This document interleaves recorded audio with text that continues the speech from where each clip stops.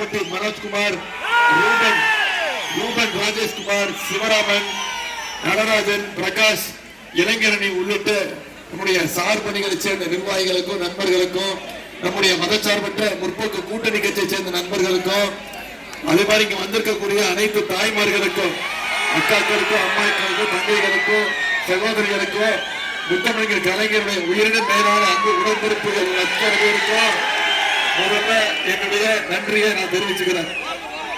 ஈரோடு, நாமக்கல் மாவட்டத்தில் முடிச்சுட்டு போட்டோ அந்த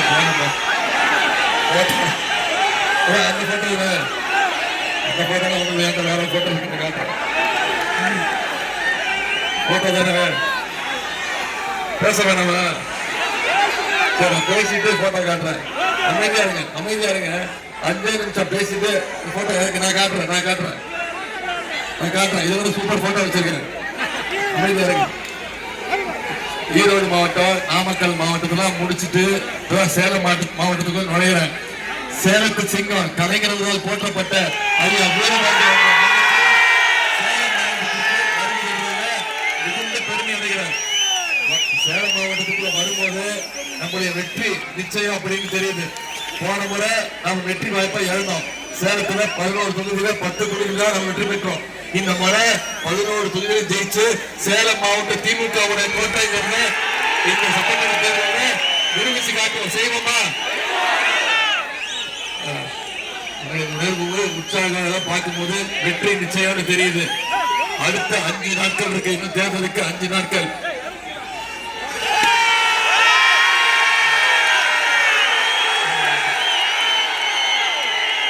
அடுத்த 5 நாட்கள் இதே உணர்வோடு, இதே எழுச்சியோடு தேர்தல் பிரச்சாரத்தை செஞ்சு நம்முடைய வெற்றி வேட்பாளர் தருண் அவர்களுடைய வெற்றியை, உதயசூரியன் வெற்றியை நாம உறுதி செய்யணும். செஞ்சு காட்டுமா? சேலத்து மண் சுயமரியாதை மிக்க மண். அடிமைகளுக்கு இங்க இடம் கிடையாது, அடிமைகளுக்கு இங்க வேலை கிடையாது அப்படிங்கறத இந்த தேர்தல் மூலம் நிரூபிச்சு காட்டுவோம்.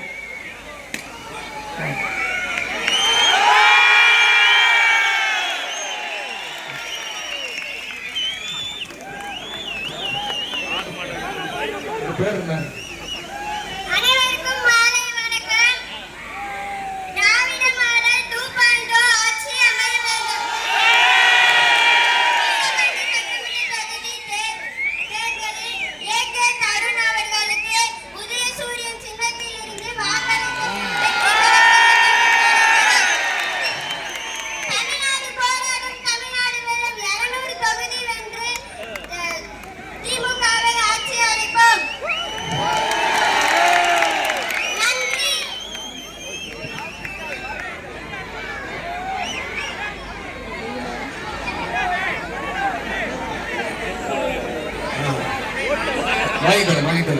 அதிகாரிகள் கை தட்டுங்க.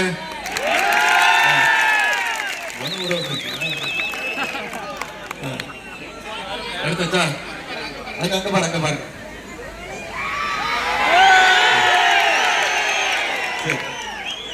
நன்றி நன்றி.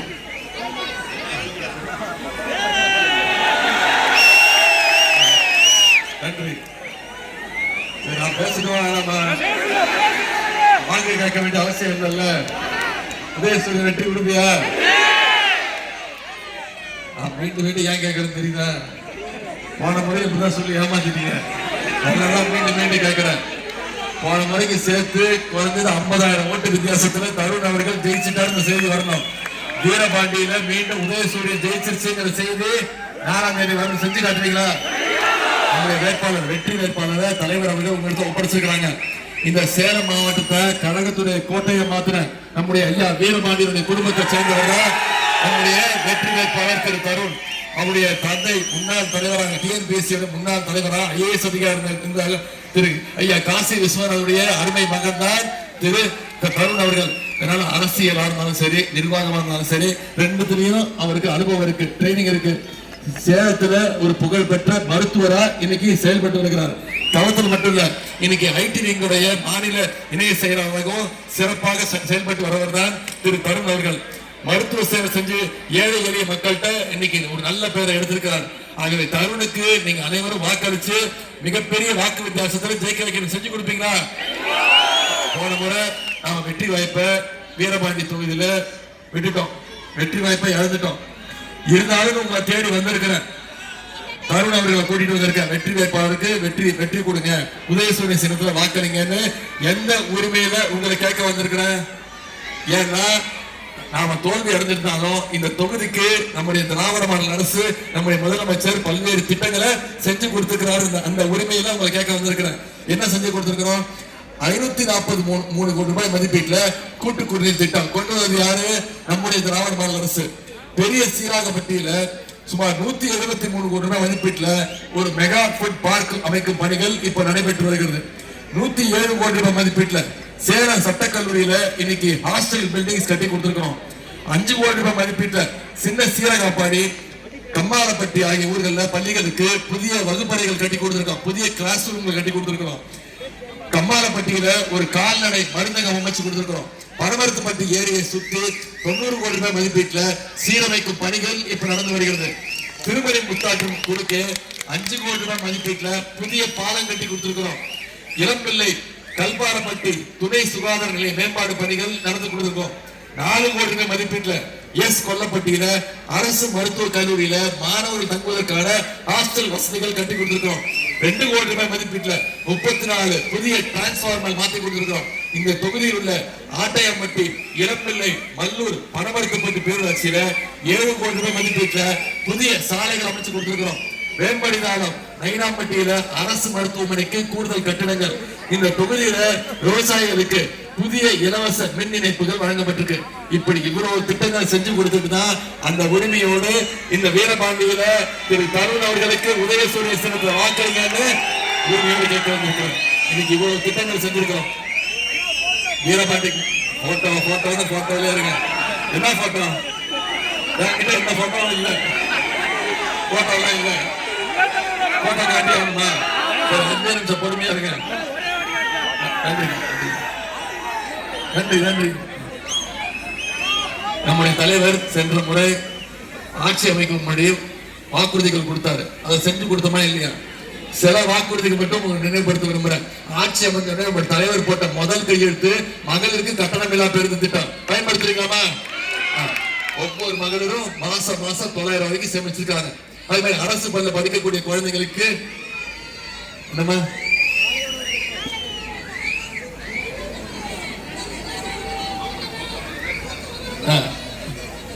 விடியல் பயண திட்டம், மகளிர் கட்டணமில்லா பேருந்து திட்டம் பயன்படுத்துறீங்களா? அதே மாதிரி அரசு பள்ளியில் படிக்கக்கூடிய குழந்தைகளுக்கு முதலமைச்சர் காலை உணவு திட்டம். கல்லூரிக்கு போறாங்கன்னா அவங்களுக்கு கல்வி ஊக்கத்தொகை மாசம் 1000 ரூபாய். 15 லட்சம் மாணவர்கள் வருஷம் வாங்கிட்டு இருக்காங்க. எல்லாத்தோட முக்கியமான திட்டம் உங்களுக்கு தெரியும், உரிமை தொகை. 1,31,00,000 மகளிருக்கு மாசம் 1000 ரூபாய் உரிமை தொகை நம்முடைய முதலமைச்சர் அவர்கள் வாங்கிட்டு வராங்க. அதை நிப்பாட்டுறதுக்கு அதிமுகவும் பாஜகவும் முயற்சி பண்ணாங்கம்மா. தேர்தலை காரணம் காட்டி நிப்பாட்டுறதுக்கு, உரிமை தொகையை நிப்பாட்டுறதுக்கு முயற்சி பண்ணாங்க. நம்முடைய தலைவர் என்ன பண்ணாரு?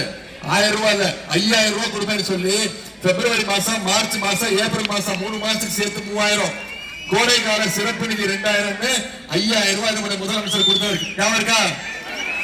முதலமைச்சர் காலையில 6 மணிக்கு உங்களுடைய வங்கி கணக்குல பணத்தை போட்டாரு. நீங்க என்ன பண்ணீங்க? 9 மணிக்கெல்லாம் போய் பணத்தை எடுத்துட்டீங்க. ஏன் பண்ணீங்க? ஏன்னா உங்களுக்கு பயம், ஷார்ப்பா இருந்திருக்கீங்க. மோடி அரசு பேங்க்ல மினிமம் பேலன்ஸ் இல்லைன்னு சொல்லி உரிமை தொகையை எடுத்துட்டு போறாங்கன்னு கரெக்டா தெளிவா பிளான் பண்ணீங்க. முதலமைச்சர் நீங்களும் சேர்ந்து பிளான் பண்ணிட்டீங்க. இப்ப முதலமைச்சர் ஒரு வாக்குறுதி கொடுத்திருக்கிறார். மகளிர் உரிமை தொகை மீண்டும் திராவிட மாடல் 2.0 ஆட்சி அமைஞ்சதுன்னா அதை 2000 ரூபாய் உயர்த்தி தரேன்னு முதலமைச்சர் சொல்லியிருக்கிறார். நம்முடைய முதலமைச்சர் சொன்னா செய்வாரா? முதலமைச்சர் காலை உணவு திட்டம் 5ஆம் வகுப்பு வரைக்கும் இல்ல 8ஆம் வகுப்பு வரைக்கும் விரிவுபடுத்தப்படும் சொல்லிட்டாரு. கல்வி ஊக்கத்தொகை 1000 ரூபாய் இல்ல 1500 ரூபாய் உயர்த்தப்படும் சொல்லிட்டோம்.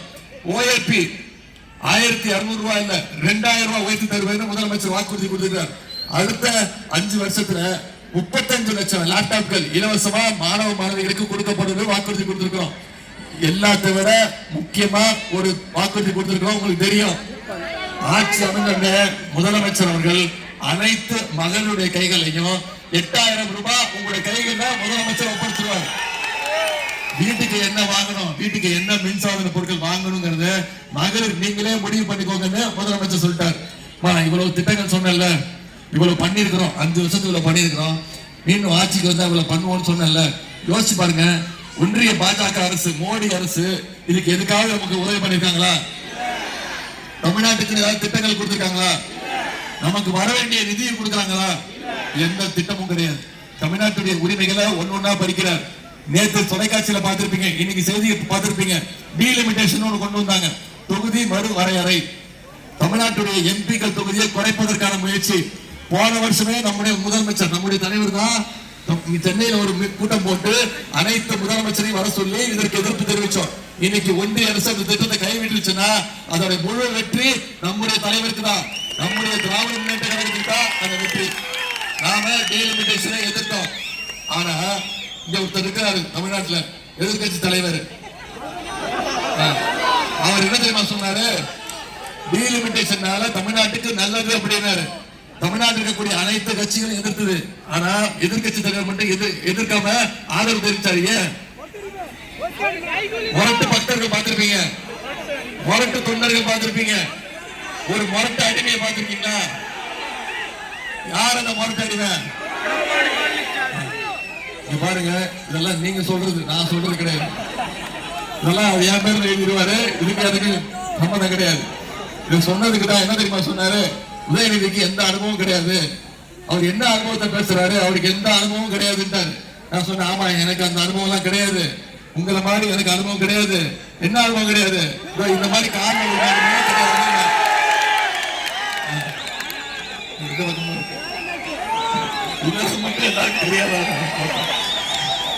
இந்த போட்டோ உலக புகழ்பெற்றாயிடுச்சு. எல்லா இடத்துலயும் இந்த போட்டோ பத்தி தான் பேசுறாங்க. தமிழ்நாடு மட்டும் இல்ல, இந்தியா மட்டும் இல்ல, வேர்ல்டு ஃபேமஸ் ஆயிடுச்சு இந்த போட்டோ. யார் காரணம்? இந்த போட்டோ ஃபேமஸ் ஆகிறதுக்கு யார் காரணம்? நான் காரணமா? நான் காரணம் இல்ல, நீங்க தான் காரணம். எல்லா திட்டையும் நானே வாங்கணுமா? என்ன கண்ணா புறான்னு திட்டுறாருமா? என்ன செத்து போண்டாமா? இன்னும் கெட்ட வார்த்தை மட்டும்தான் திட்டல. இவன் இருந்து என் உயிரை வாங்குறான் அப்படின்ட்டு. இதெல்லாம் எனக்கு தேவையாமா? காலில் விழுந்தது அவரு, திட்டு வாங்குறது நான், போட்டோ காட்ட சொல்றது நீங்க. இந்த அடிமை கூட்டத்தை மீண்டும் தமிழ்நாட்டுக்குள்ள நுழைய விடக்கூடாது. போன முறை வெற்றி பெற்றா அது நிச்சயம் நம்ம நினைவில் இருக்கக்கூடிய வெற்றியா தான் இருக்கும். ஆனா ஒரு இடத்துல தோல்வியை பெற்றுட்டு அங்கிருந்து மீண்டும் வந்து ஒரு மிகப்பெரிய வெற்றியை பெற்றோம்னு சொல்லுங்களேன், அந்த வெற்றியை நம்மளால மறக்கவே முடியாது. அப்படிப்பட்ட வெற்றியை இந்த சேலத்துல நாம பெற்று ஆகணும். ஜெயிச்சு காட்டுவோமா? சரி, உங்களுக்கு சொல்றேன், நானும் ஒரு வேட்பாளர். அது தெரியுமா உங்களுக்கு? தெரியுமா? எந்த தொகுதி?